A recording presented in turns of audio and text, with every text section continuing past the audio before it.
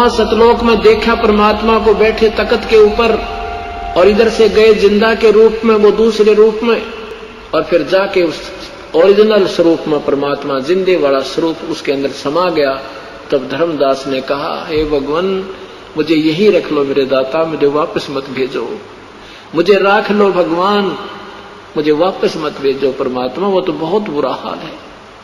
राख लियो महाराज हमसे बिगड़ी है मोहे, राख लियो महाराज हमसे बिगड़ी है, बिगड़ी है महाराज हमसे, बिगड़ी है महाराज हमसे बिगड़ी है, वहां मत भेजो भगवान, वो तो काल की नगरी है, हमें मोहे मत घालो महाराज, काल की नगरी है, मोहे राख लियो महाराज हमसे बिगड़ी है।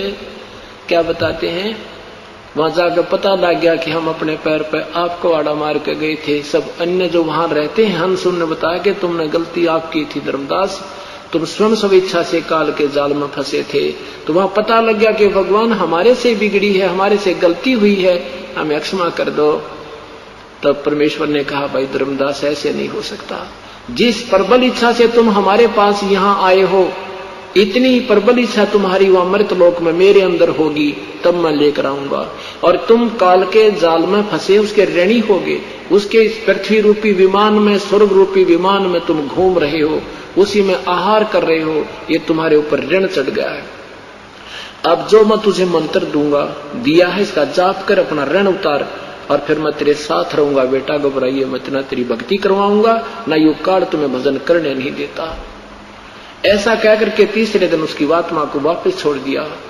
अब हम इतने बेईमान हो गए, और परमात्मा ने कहा कि मैं काशी बनारस में जुलाहे का काम करता हूं, नीरू मेरा मुंह बोला माता पिता है, नीरू और नीमा, और वहां रहता हूं। पर पेट नुजची को ना कि सचमुच यही होगी, यकीन नहीं हुआ तो धर्मदास बांधवगढ़ से चलकर वहां पहुंचा। बनारस आए, बनारस में देखा उस झोंपड़ी में परमात्मा बैठे, चरणों में समर्पण कर दिया, हे भगवान सचमुच आप पूर्ण ब्रह्म हो। तो फिर